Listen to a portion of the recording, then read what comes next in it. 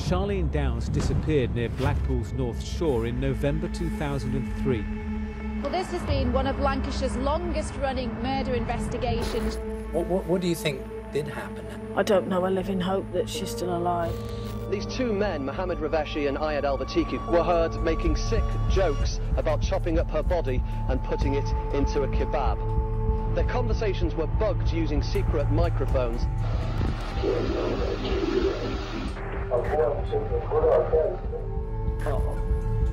There was no doubt in my mind that we had the right two people. But he says he's seen 6 black bags. He knew that girl was in them bags. The men were guilty, and we had the evidence to bring the killers to justice. I know nothing about Charlene Downs. An astonishing catalogue of incompetence, manipulation and lies. These men have been falsely accused of the gravest of crimes. Police think the murder happened here. The English Defence League, the BNP, they were supporting us. It elevated her story to a national and an international story. This is not black and white.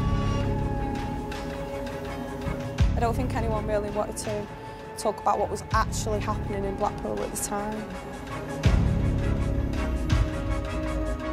There is more to the story than anybody can imagine.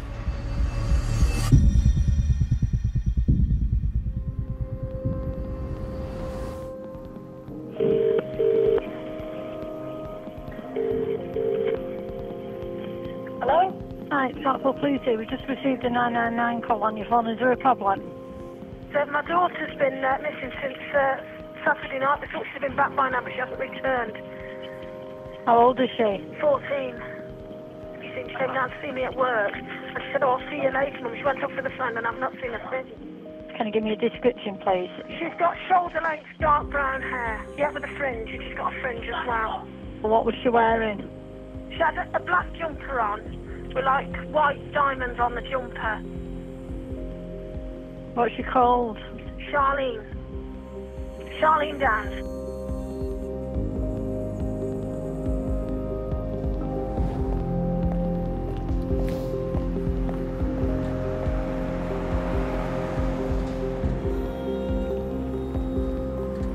Charlene was wearing my clothes. Very mysterious, very cheeky. Nice Charlene was, very cheeky. It was a very cold night as well, just like tonight. Freezing. Our plans were just like any other teenagers, basically, just going to the arcades, McDonald's, and going to see my mum. She went out with Becky down the arcades. I gave them their pocket money, £5 each. Doesn't sound much, but it was enough. I said, all right, my darling, don't be late home. She said, I won't be late home, Mum. The night Charlene went missing, we was in Mr T's, and she came walking in with 2 other people. I think one was a sister, and we were just in a brief conversation of where you're going tonight, and I think they were off to meet someone. Me and Charlene walked up here. We're coming up. We've got milkshakes in our hand, laughing and joking. Made a phone call over that telephone box over there. And then that's the last time I seen her. Where did she tell you she was going? Said she was just meeting up with some friends. That was it. But she didn't tell you anything about what was going on? I don't know who she went with. But you know now. I still don't know who she went with. Or who she met up with or anything else. No more comment. No, but... No.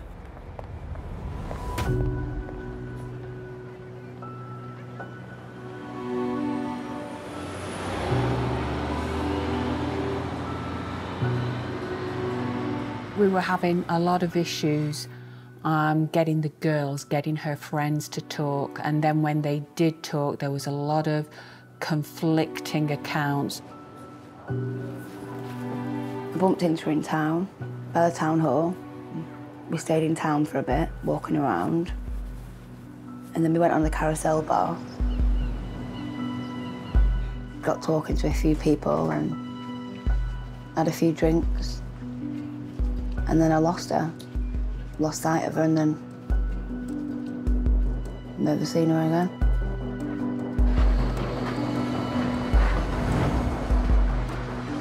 The police were told that she was last seen in the carousel bar, but she wasn't. Nobody wanted to talk about the night Charlene went missing because I don't think anyone really wanted to talk about what was actually happening in Blackpool at the time. A lot of kids would be scared to say what was really going on because they didn't want to get in trouble. So they covered it up at the time and didn't realise how serious it actually was. Charlene Downs was one of the last cases I ever did, certainly the biggest, and it's the only one that got away. The police faced a wall of lies from the start. I mean, there was all sorts of other leads that we were given which turned out to be baseless. There was all sorts of other so-called sightings of Charlene alive and well after the day she was last seen. But with so many misleading pieces of information being poured in, it became very, very difficult indeed to see the wood for the trees. Most of this information was coming from girls of Charlene's age, so maybe they were a little reluctant to confess the truth. Maybe some girls thought it better to tell a white lie, a bit of a tale, to protect their own reputations. This was one of the most challenging investigations that I ever had any involvement with. You start off with what should have been a fairly simple girl in her early teens going missing from home. There were so many lines of inquiry. That was totally unexpected, and it added complexity upon complexity. It was clear from quite early on there was a lot of misinformation around the police. It got to the point where the investigation was going nowhere. But then stepped forward David Cassidy. Cassidy was a small-time local white businessman who knew pretty much everybody in that area, and he had some compelling evidence that made the police sit up and listen to him.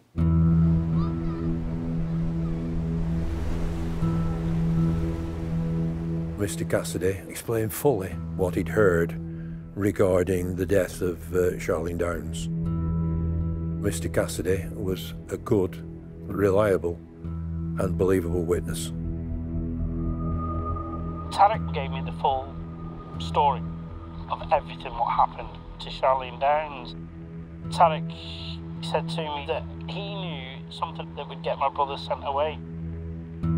He came forward with some shocking information about two kebab shop owners, Al-Batiki and Raveshi, and what they'd done to Charlene. I am going now to take you to my room where, I'll keep some of my documents about the Charlene Downs case. There are many, many boxes.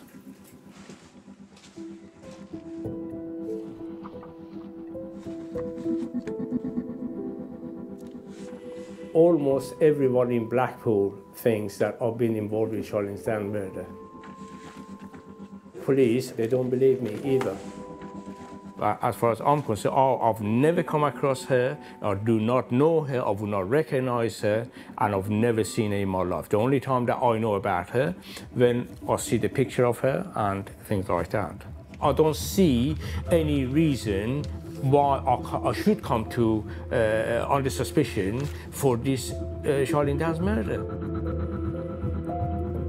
You have to believe coincidence after coincidence to give Raveshi any credibility whatsoever. I think he's a dangerous man, and he's extremely clever and extremely manipulative and extremely wealthy now. You look worried. Believe you me, don't worry. There's nothing they can find.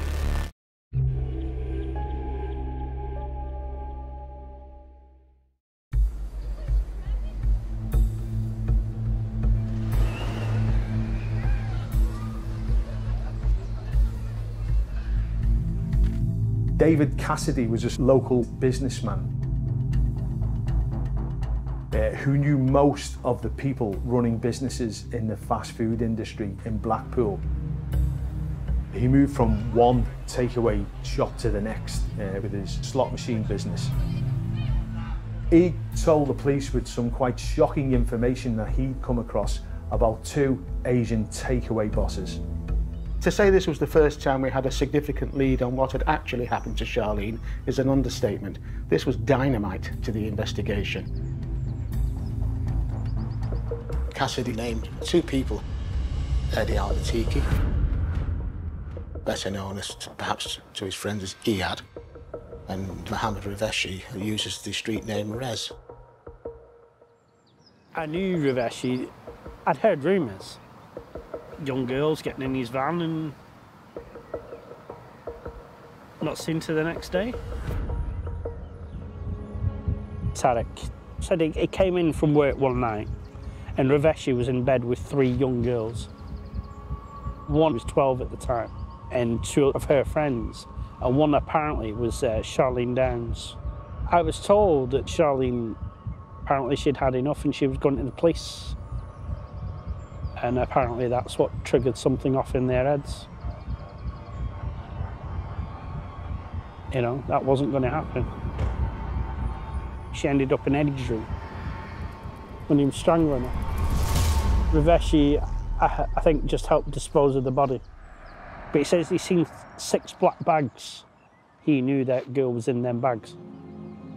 This was the first time anyone had confirmed, even by inference, that she had been killed, and more importantly, who'd killed her.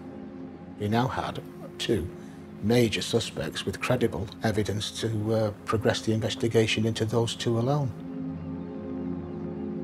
Being in the takeaway business and knowing other owners, and the only predator that I'm aware of in this is Eddie Albatiki. Eddie was brash, arrogant, driving around town in blacked out BMs, looking for young girls, asking them where they're going, do they want to go to parties, do you want to buy cocaine? I've seen the temper, I've seen it for myself, where he switches. He's confronted me a few times. I'm going to kill you. The guy is like a time bomb. Raveshi, they were sort of partners. They were that close. I believe Raveshi would have helped him, give him an alibi, or helped him dispose of the body. I mean, the rumours are that she was chopped up and put in kebabs. That's just what I heard. The stories that went round Blackpool were pretty horrendous. There's a few stories. Well, there was 2. One of the guys snapped one night, snapped her neck or whatever, chopped her up, put her in a blender, put her in a kebab, served them to the customers. A man got ill from a kebab and it was tested and they found human remains. There was the one where they thought she had been killed and put into the walls, because apparently there was a new wall what was built in there. That's what I think. That's what I've been told and what I'm led to believe, so.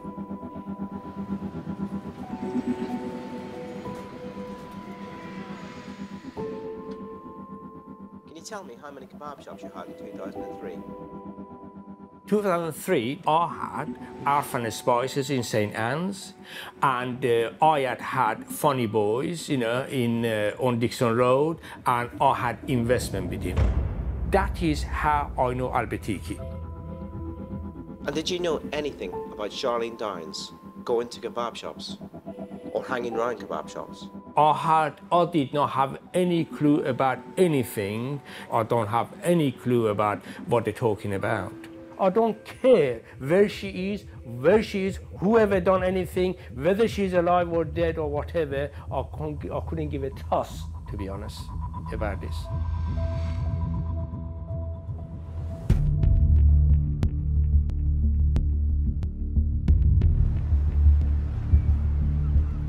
I remember being around the kebab shops a lot. I've seen Charlene there a lot of times. I've seen her behind the counter a lot of times as well. Charlene, she used to go into like these takeaways and she'll get her some chips and that. I would sit in the front and she would go around to her back and she'll be about 10, 20 minutes. And she'll come back out with some money and we'll just go around the arcades like nothing had happened and stuff like that. I didn't think nothing of it at the time. She used to be dead caring and between 12 and 13. She changed. Her eyes changed. It was weird. It was just like she was just gone. So it's like she was just making it all try and go away.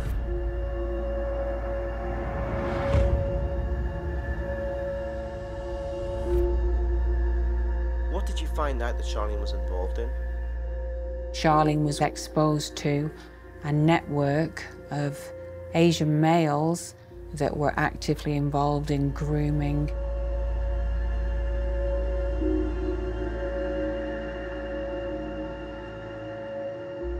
A lot of the things that happen centred around a very dark alleyway off Abingdon Street in Blackpool Town Centre.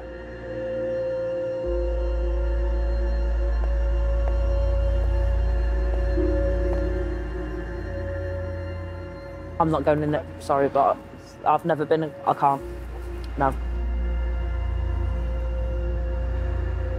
I'm not a racist in any shape or form, but because of the takeaways that link off to the alleyway, they branded this as Packy Alley. I didn't ever see what was going on. I mean, with my own eyes, I did never witness it. If I had witnessed it, I would have put a stop to it there and then. It knocks me sick, physically sick. The alleyway backed on to a row of kebab shops. There's a lot of delivery drivers coming and going through that alleyway.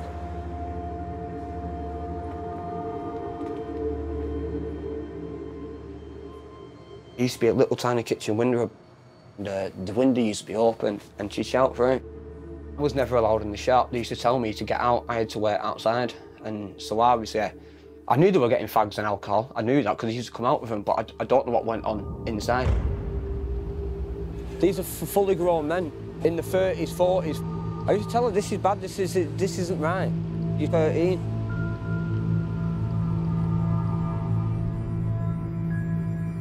Very naive. She wasn't very streetwise, which would make her more vulnerable to people who would want to abuse her. And you seen this? Yeah, I seen this and I was part of it. Yeah, I did, yeah. So you felt like you were groomed? I was groomed, yeah, I was groomed. I was groomed, but I wasn't groomed to the point where I was taken advantage of. So I'd get my burger and I'd give them a kiss on the cheek or something, or I'd get my burger and wind them up a bit and then fuck off. Yeah, it used to happen quite a lot. Quite shocking. Well, it's shocking to you, isn't it? It's not shocking to me and other people who went through that because it was the norm. We didn't know any different. We discovered what we considered to be an epidemic of sexual abuse of children. The age of these girls was 14 to 15. The girls were far too young in law and were being taken advantage of by adults. And from the evidence that was gleaned, these men were predominantly from Asian restaurants.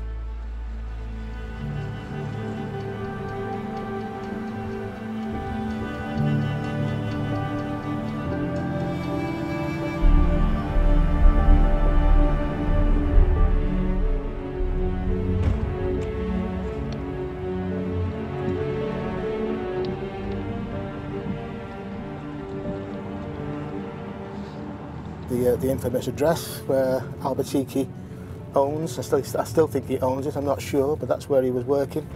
Funny boys. I'll take you around some of the other people who frequented or were believed to frequent Packy Alley. One of them lived there. He admitted that Charlene had performed sexual favours for him. This shop here was owned by an Asian.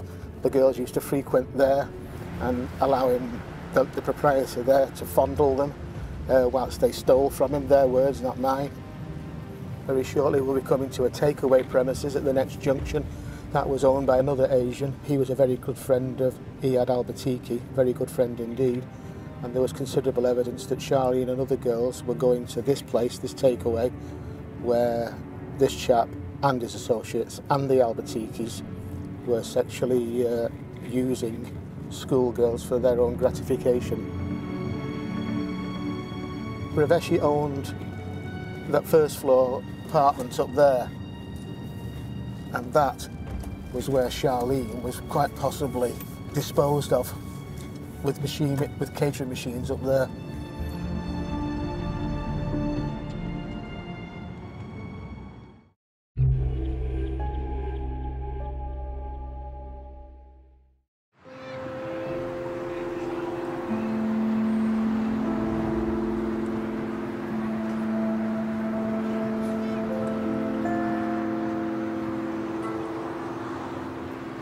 Charlene was my baby girl. She used to love the illuminations. She loved the switch on, as that was her favourite time. She loved the switch on of the illuminations.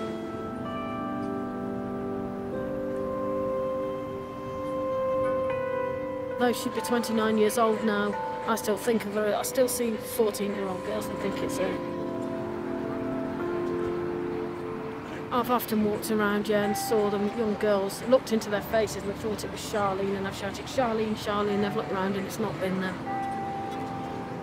I miss her terrible. I think I just miss everything about her. I just wish I could have her back.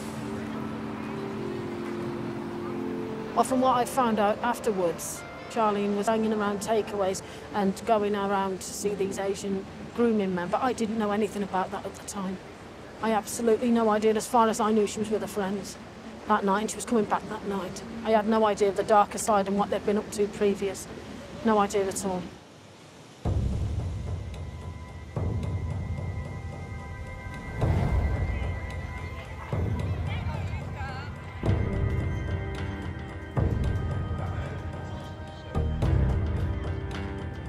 Based on what Cassidy had said, he'd been told, allowed Lancashire Police to seek approval to put covert surveillance into Raveshi's house and vehicle.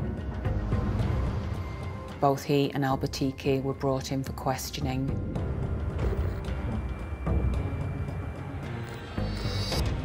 They were detained informally for some hours whilst the covert team went into that house and that car to install secret microphones.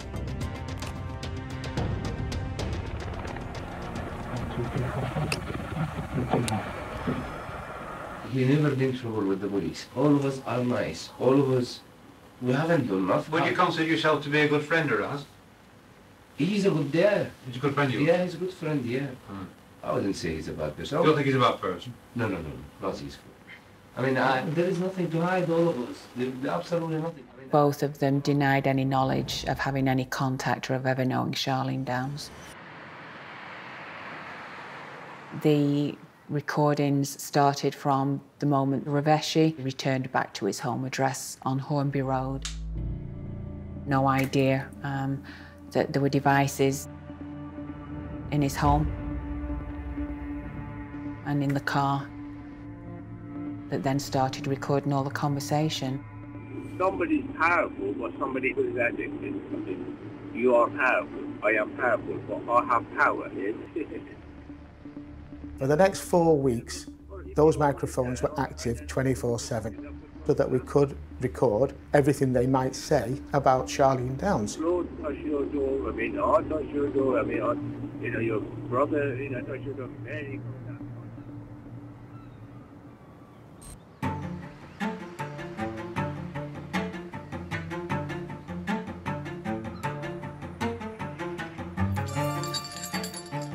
Do you have any history with Raveshi? Mohammed Raveshi, he and I have an unusual relationship.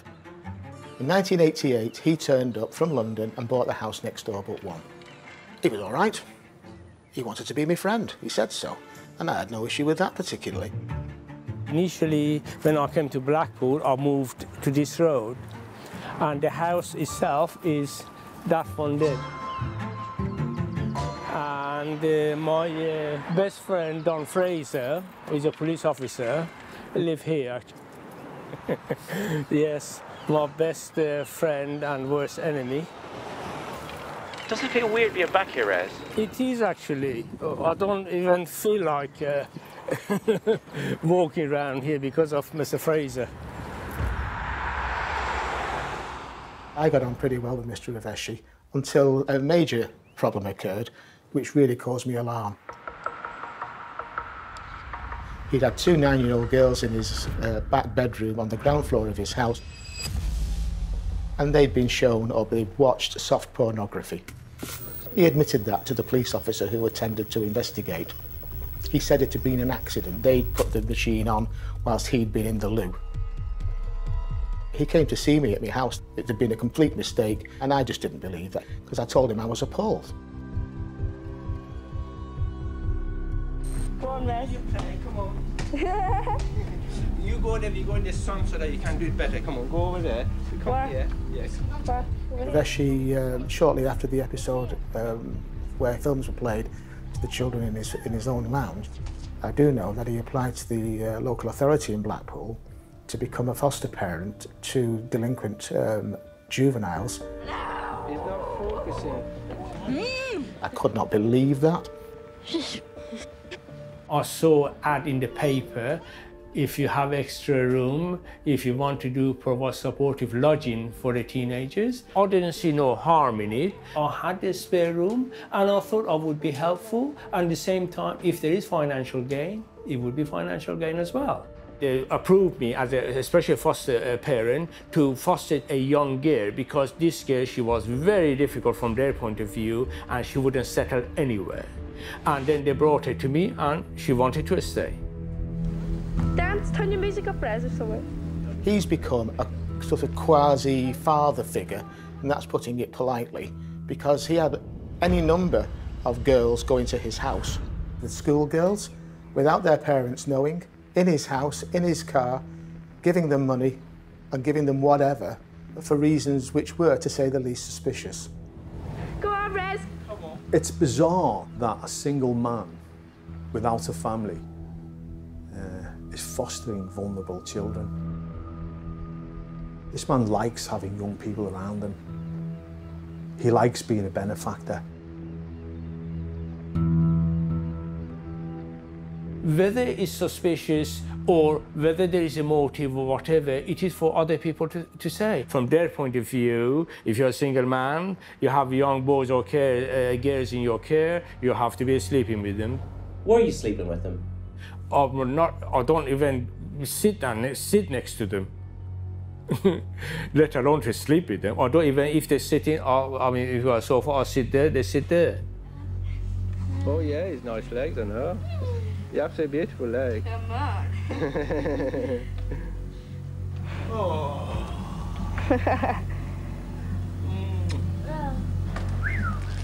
Come on, Katie. Say how much you love me then, come on. I love you, Res. Oh, thank you very much.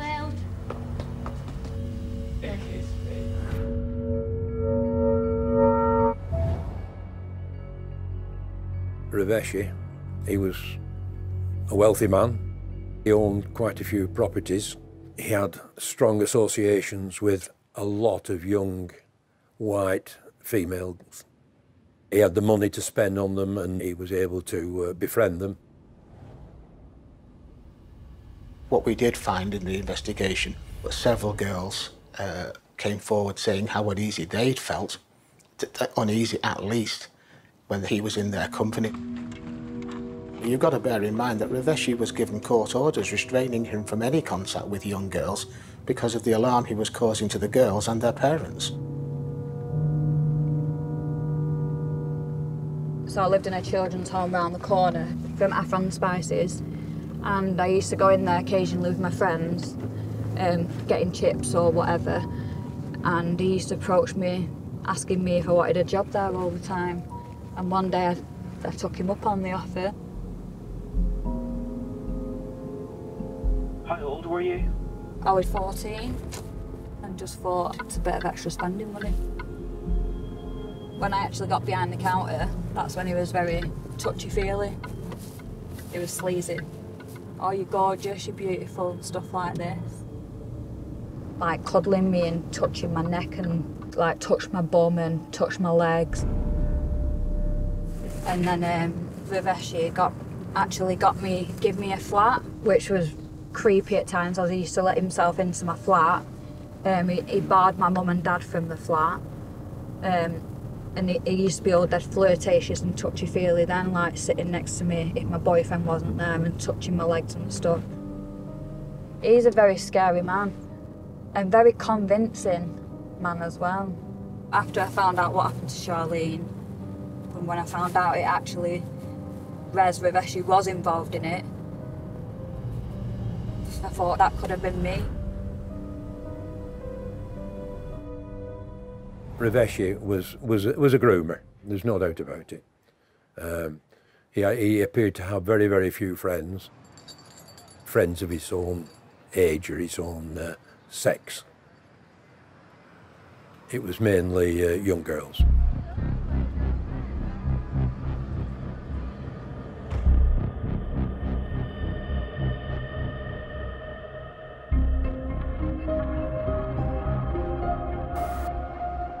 Albertiki was sexually motivated.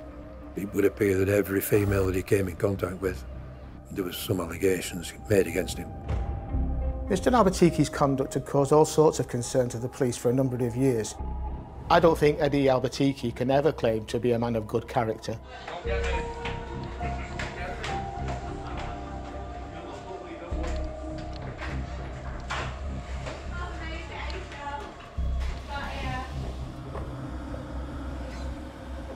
How did you meet Eddie Albertiki? I went on an end-of-season rounders party to Blackpool to go to Funny Girls. I had a drink in the pub and then a couple of drinks on the coach. Couldn't get in because the bouncer thought I was drunk. So I went across the road for a coffee to sober me up.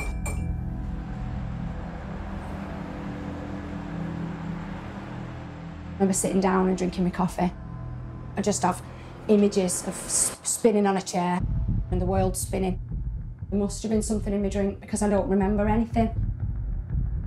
It's clear as day. I remember my phone ringing and I opened my eyes and I wasn't at home. Where am I? Why have I got no clothes on? I sat bolt upright and quickly got dressed as quick as I could, stumbled down some stairs, I shot across the road. As I ran straight out the road, someone else shouted at me from the back, come back, come back. And I turned around to a guy, an Asian guy, with a load of money in his hand. The bouncer just said, come in, come in, come in now. And the bouncer looked after me and he phoned the police. And the police came and said I'd been assaulted. I was told that I had had sex and a man who turned out to be Albertiki had sex with me, basically, while I was unconscious.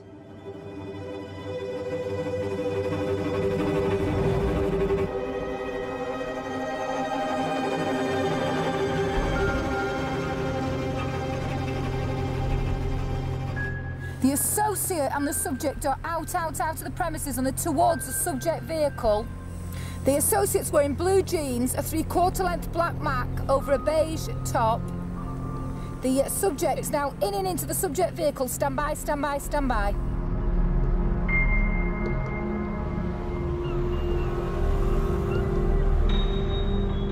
Can you give me your full name and your normal address, please? My name is Mohammed Reza Raveshi, and my address 197 Hornby Road, Black. I interviewed Raveshi.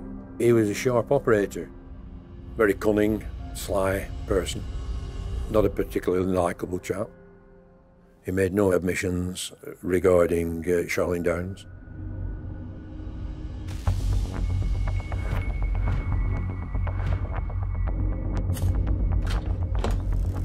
This is Hornby Road.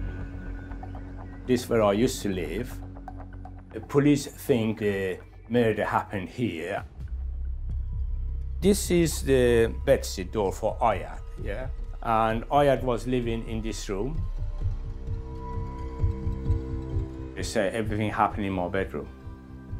She was killed in your bedroom? That's what they say.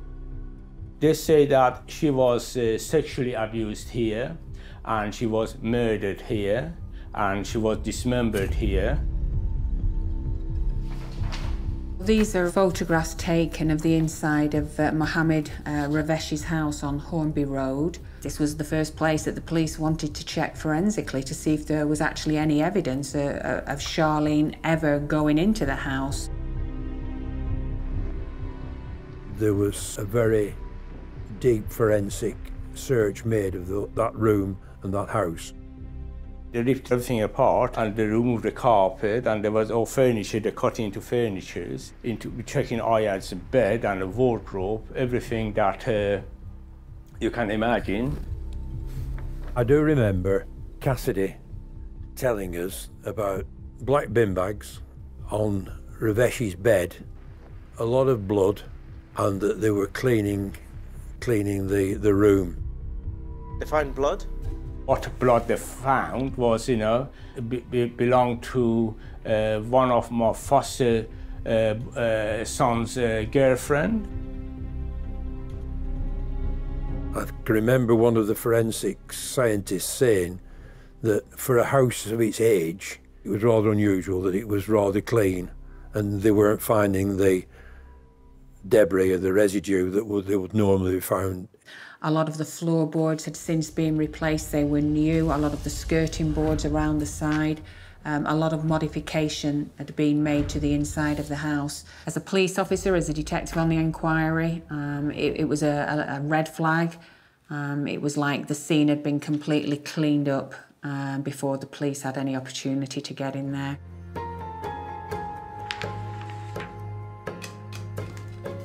I am very, very good doing construction work. I have about 16 or 17 properties. Raveshi is really convincing. He's very believable. He's very articulate. And he's really, really resourceful. I do all my work myself. And I've done that for many years.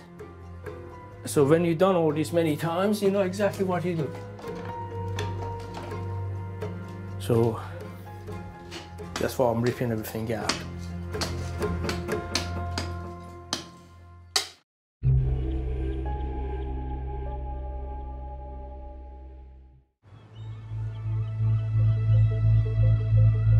Charlene went missing in 2003. She kissed her mum goodbye saying that she was going to the arcades, and then she vanished without a trace. Now, she had a chaotic lifestyle. She was one of a number of girls who used to congregate near to takeaway shops and have sex with some of the men who worked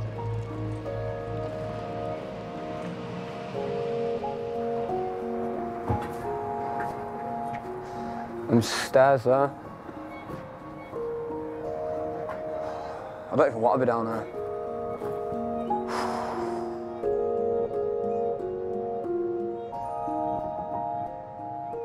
State of it. Smoking drugs down here. Blackpool for you, innit? I felt sick when I walked down. I feel sick now. Why don't you love me? We did, Charlene, we did.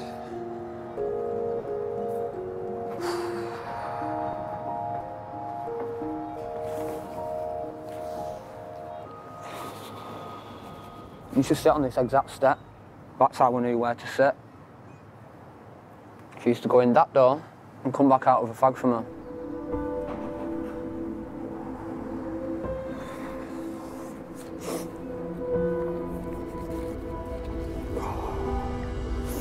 She obviously meant a lot to you. More than a lot, mate. She's my soulmate. If she were around now, we've been married with kids.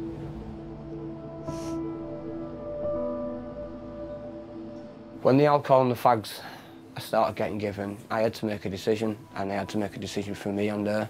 And I asked her to come with me, and she said no, so I went home and never saw her again.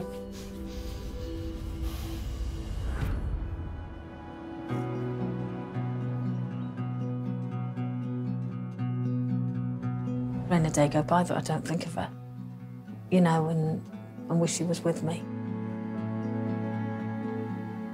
But that's the blouse she wore. It's grubby, but there's no way I can wash it because that's like washing up part of her away, although it's not.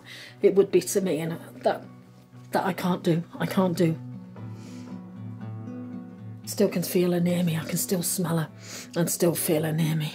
I just can't bring myself to wash them. Just can't understand why she went missing, what happened, why anyone would want to do anything to her, why anybody would want to hurt her.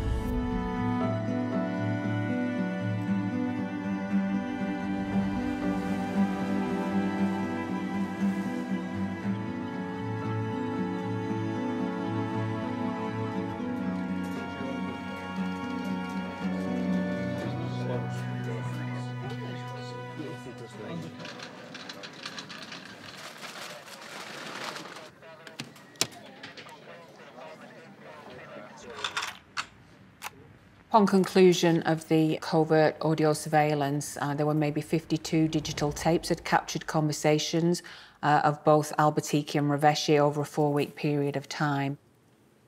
I was able to start listening to those covert recordings and then to start making basic transcripts of what the content was.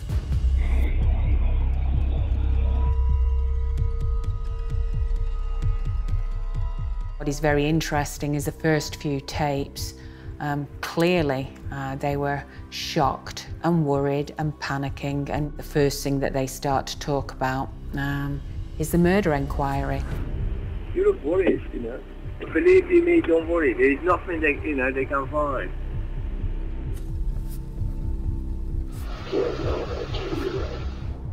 Raveshi, she died here. There's a sigh.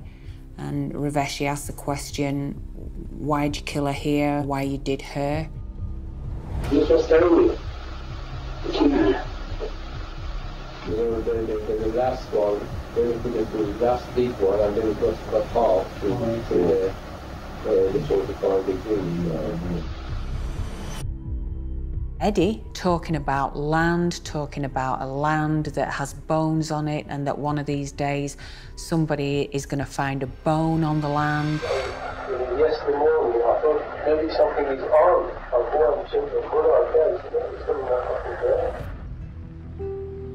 The swinging emotions of Raveshi, from being very, very confident to him almost having a breakdown where the pressure was just too much for him.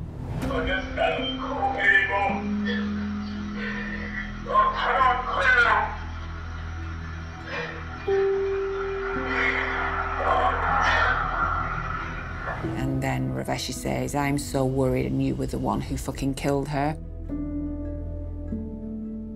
It really was at that point that, you know, there was no doubt in my mind that we had the right two people. He had Albertiki, murdered Charlene, and Mohammed Raveshi assisted in her disposal. You are fucking Charlene. Yeah, he's a fucking crazy.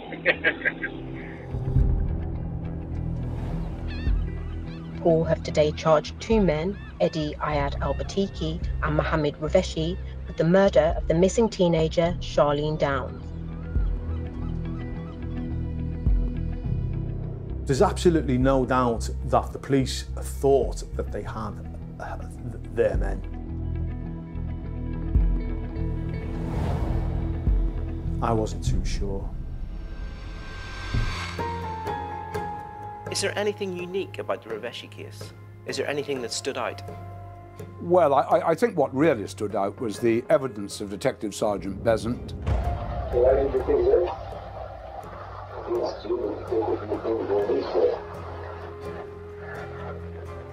So I'm listening, I said, what the hell she's talking about? I've never said anything like that. Where is it all coming from? When we heard those recordings, we realised that the evidence was wholly false. Her transcriptions were made to fit the case